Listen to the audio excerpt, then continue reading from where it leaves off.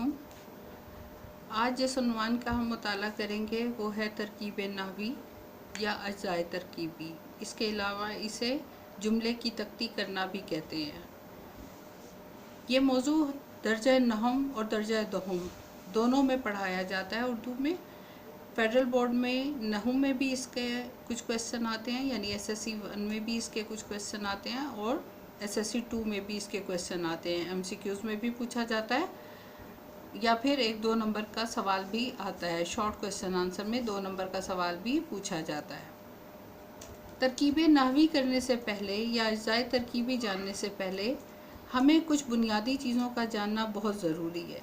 ये वो चीज़ें हैं जो हम बचपन से छोटी क्लासों से पढ़ते आ रहे हैं, जिसको आप कवायद कहते हैं या ग्रामर कहते हैं।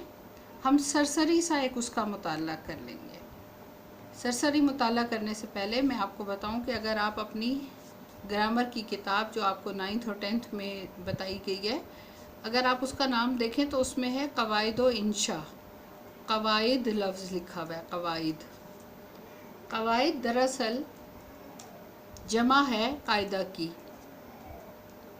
लफ्ज़ कायदा क्या है? कायदा तरीका को कहते हैं,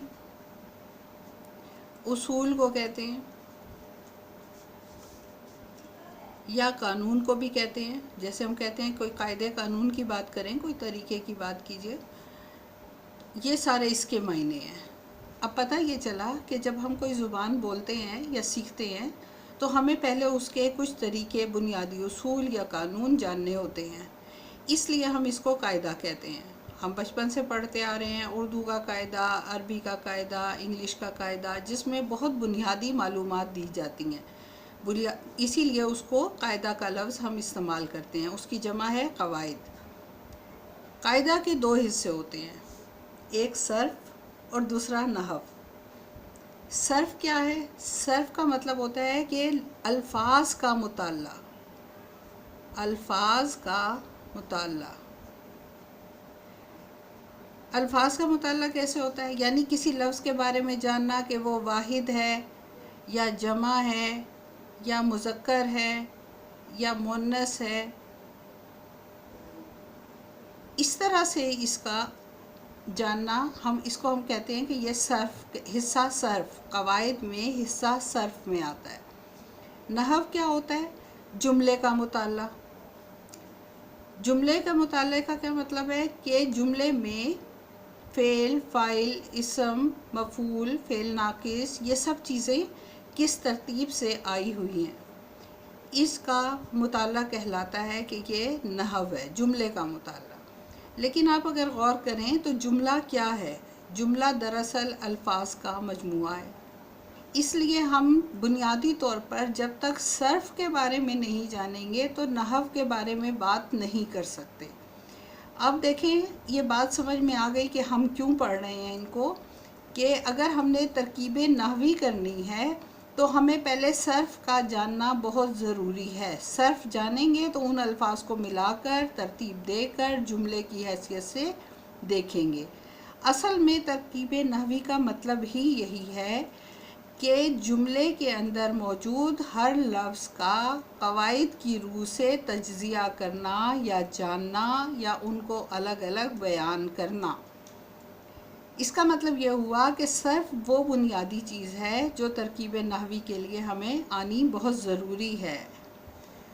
इसमें जिन चीज़ों की बुनियादी तौर पर, आम तौर पर ज़रूरत पड़ती है, वैसे तो इससे बहुत ज़्यादा ग्रामर का हमें पता होना चाहिए, कवायद का पता होना चाहिए, लेकिन मैं आज जो बातें डिस्कस करने जा रही हूँ वो ऐसी बुनियादी कवायद हैं जो बहुत छोटी क्लासेस में आप पढ़ कर आए हैं, लेकिन उस दिन के पढ़ने में और आज के दिन के पढ़ने में बहुत फ़र्क है। फ़र्क ये है कि पहले आपकी तवज्जो इस बात पर होती थी कि आपको किसी भी लफ्ज़ की मुकम्मल तारीफ़ पता होना ज़रूरी होती थी, फिर आप जुमलों के ज़रिए या उसकी अलग अलग मिसालें देकर बयान करते थे। आज मैं सिर्फ़ एक इआदा यानी दोहराई कर रही हूँ। इआदा का मतलब होता है दोहराई। मैं एक दोहराई कर रही हूँ, और दोहराई भी किस अंदाज से कर रहे हैं कि मुख्तसरन बस इसको एक नज़र देखना है। यानी देखें, आपसे अगर हम ابتدائی کلاسوں میں پوچھتے تھے کہ اسم کسے کہتے ہیں، تو آپ پوری تعریف بیان کرتے تھے کہ کسی شخص، چیز، جگہ یا کیفیت کے نام کو اسم کہتے ہیں، مثلا احمد، کرسی، گھر، کتاب، ٹھنڈک وغیرہ۔ لیکن میں ابھی آپ سے کیا کہہ رہی ہوں کہ آپ بس اتنا یاد رکھیں کہ اسم کے معنی ہوتے ہیں نام، کیونکہ یہ ساری چیزیں آپ کو پہلے سے پتہ ہیں کہ کسی شخص کا نام ہوتا ہے، چیز کا نام، جگہ کا نام، کیفیت کا نام، یہ چیزیں آپ کو پہلے سے پتہ ہیں۔ ابھی آپ نے صرف کیا یاد رکھنا ہے کہ اسم کے معنی نام، فعل کے معنی کام، آپ نے پہلے سے پڑھا ہوا ہے، مثلا کسی کام کا زمانے کے ساتھ کرنا، ہونا یا سہنا پایا جائے، لیکن یہاں میں آپ کو کیا یاد کروا رہی ہوں کہ صرف فعل کا مطلب کام۔ حرف کسے کہتے ہیں؟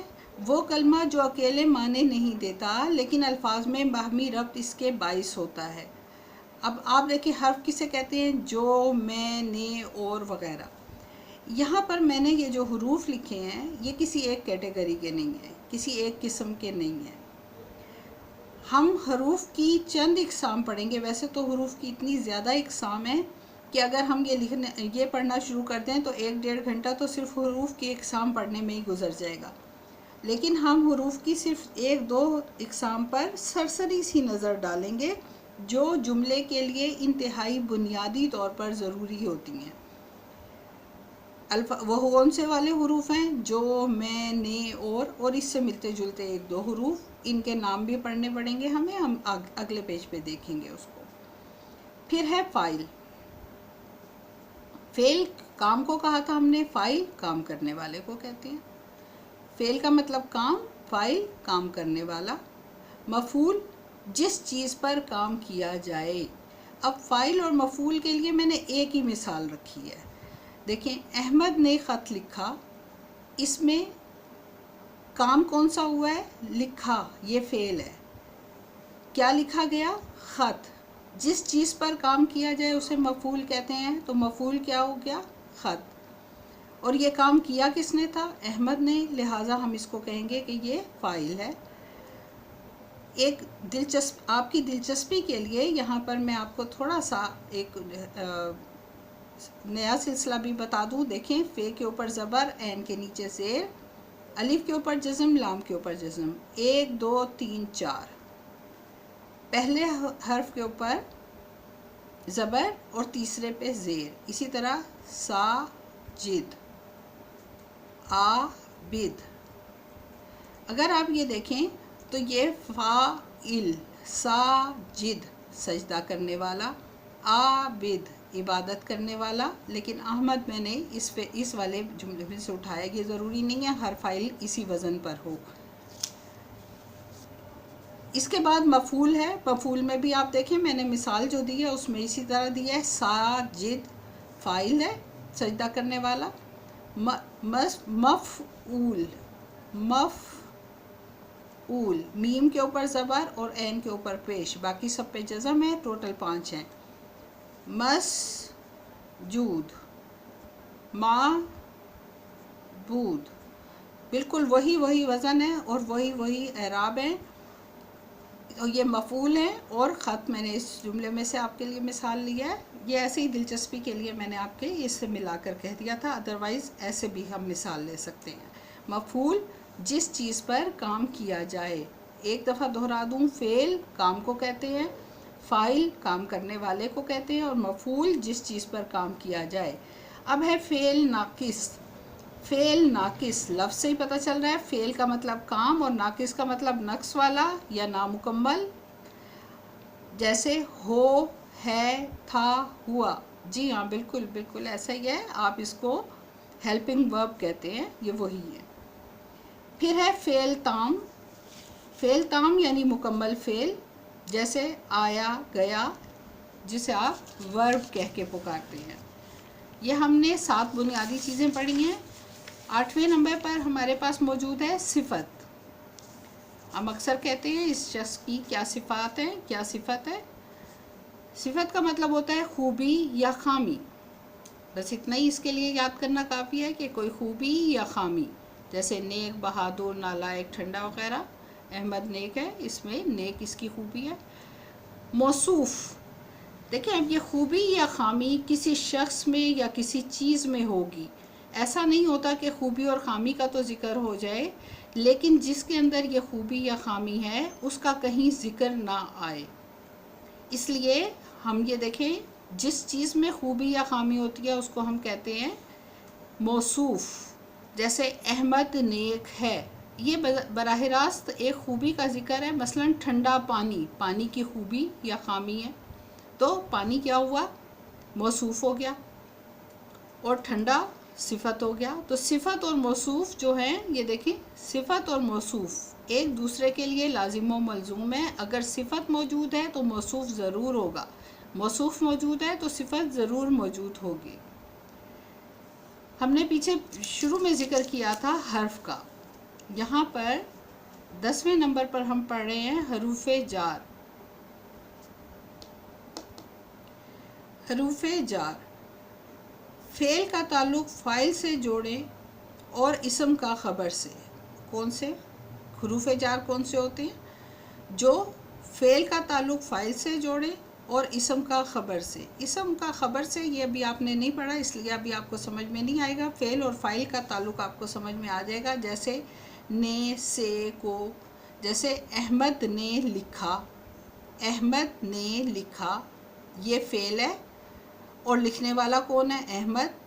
جو لکھتا ہے اس کو کہتے ہیں فاعل. تو فعل کا تعلق فاعل سے جوڑا یعنی نے. مجرور وہ اسم جس کے بعد حرف جار آئے. وہ اسم ہونا ضروری ہے. وہ اسم جس کے بعد حرف جار آئے. اب دیکھیں اس میں احمد کے بعد نے آیا ہے، حرف جار کیا ہے؟ نے. کس کے بعد، کس اسم کے بعد آیا ہے؟ احمد کے بعد. تو ہم کیا کہیں گے کہ وہ اسم جس کے بعد حرف جار آئے تو ہم اس کو مجرور کہتے ہیں. تو احمد کیا ہوا؟ مجرور ہو گیا. عطف، عطف کا مطلب ہوتا ہے واو یا اور.